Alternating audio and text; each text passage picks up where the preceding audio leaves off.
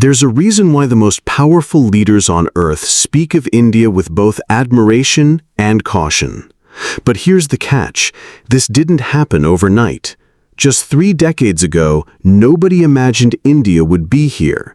So what changed? Why does the world today both respect and fear India? And what's the one thing no one says out loud? Let's break it down. When we look at the rise of nations, we often expect it to happen with drama, loud proclamations, military parades, or sudden revolutions.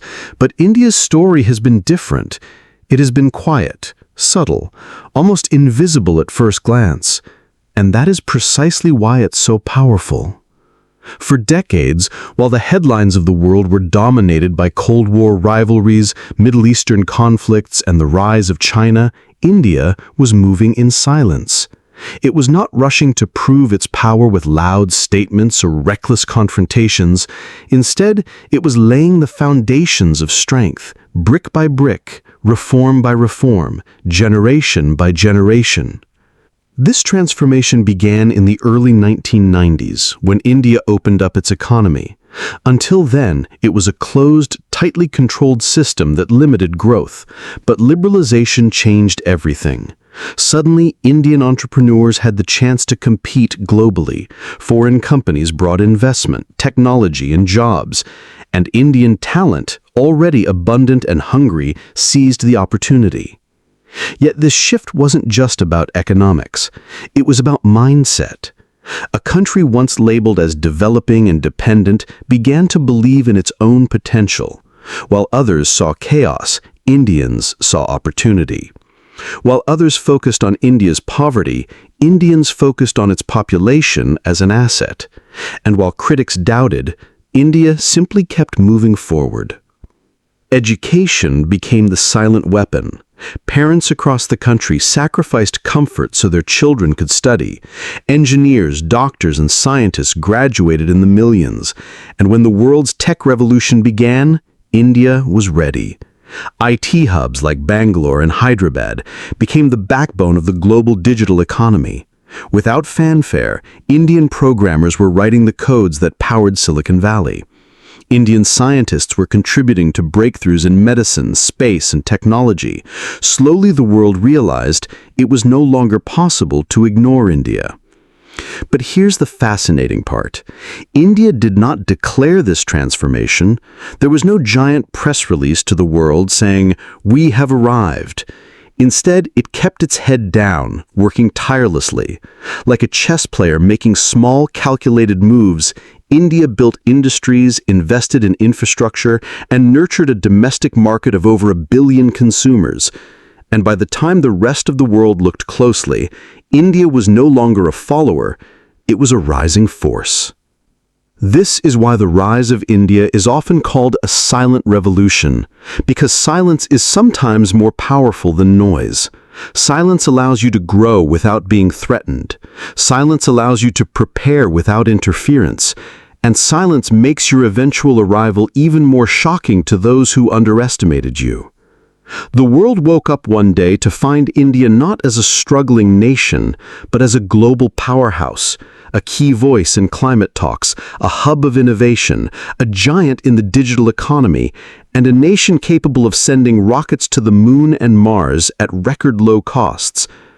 This was the silent shift, the quiet transformation that turned doubt into respect and respect into caution. It is why India today is not just noticed, but deeply studied, admired, and yes, feared. When historians look back at the early 21st century, the Alaska meeting of 2021 may stand out as one of those symbolic turning points.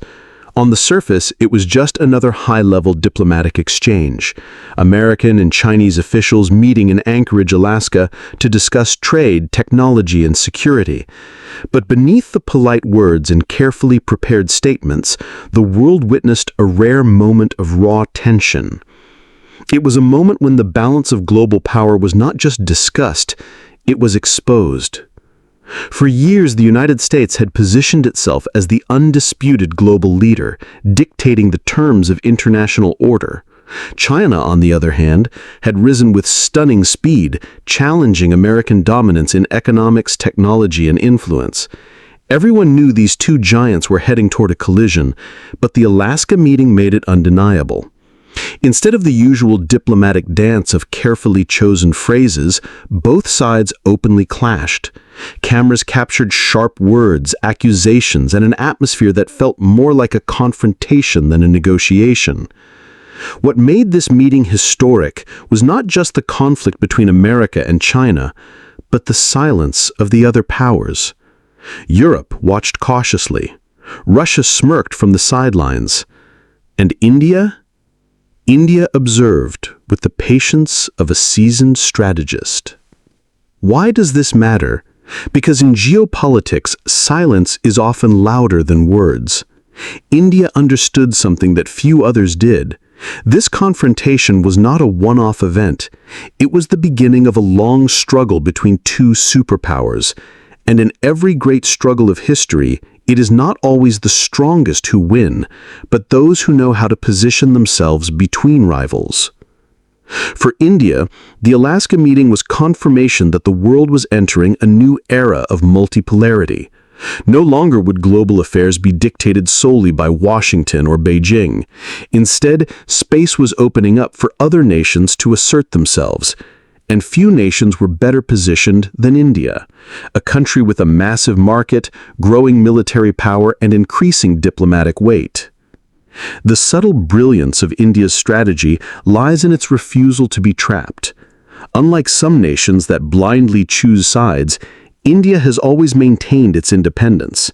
It trades with Russia, partners with the U.S., cooperates with Japan, negotiates with Europe, and cautiously engages with China. This flexibility allows it to extract benefits from all sides while committing fully to none. The Alaska meeting made it clear. The United States and China would try to pull others into their camps, but India's silence, its refusal to lean too far in either direction, was a statement of strength. And while America and China exchanged fiery words in Alaska, the world began asking a quiet question. What about India? That question has only grown louder since then.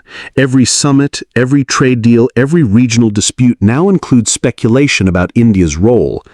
And this is the true significance of the Alaska meeting. It didn't just reveal U.S. China rivalry, it elevated India from a regional player to a global pivot point. In that cold Alaskan room, two powers clashed. But in the shadows, another power quietly rose. India's rise has always been shaped by geography. Look at a world map and you see the truth. India sits at the crossroads of East and West, the Indian Ocean at its feet, China to the north, and the Middle East to the west. This geography is not just lines on paper, it is destiny. And in the era of U.S. China rivalry, India's position has become more valuable than ever. To Washington, India is the essential partner in counterbalancing China's growing influence in Asia. American strategists openly talk about the Indo-Pacific instead of just the Pacific, a subtle acknowledgement that India is now part of the core security framework. From joint naval exercises in the Indian Ocean to high-tech defense deals, the U.S. sees India as a counterweight it cannot afford to ignore. For America, strengthening ties with India is not charity, it is survival in the great power game. But here's the twist. China also needs India, though for very different reasons. Despite decades of tension and a history of border disputes, Beijing understands that it cannot afford to have New Delhi permanently aligned with Washington. For China's Belt and Road vision to succeed, it must keep India at least neutral. If India tilts fully to the U.S., China finds itself encircled. Japan, Australia, the Philippines, and then India, all working in sync with Washington. That nightmare scenario keeps Beijing awake at night. And so India finds itself in a position that is both dangerous and powerful. Each giant, America and China, want India closer, but neither can afford to push too hard. This gives India what every nation desires: leverage. The genius of India's diplomacy lies in its ability to play both sides without being trapped by either. It trades with Russia, partners with the U.S., cooperates with Japan, negotiates with Europe, and cautiously engages with China. This flexibility allows it to extract benefits from all sides while committing fully to none. The Alaska meeting made it clear. The United States and China would try to pull others into their camps, but India's silence, its refusal to lean too far in either direction, was a statement of strength. And while America and China exchanged fiery words in Alaska, the world began asking a quiet question. What about India? That question has only grown louder since then. Every summit, every trade deal, every regional dispute now includes speculation about India's role. And this is the true significance of the Alaskan meeting. It didn't just reveal U.S.-China rivalry, it elevated India from a regional player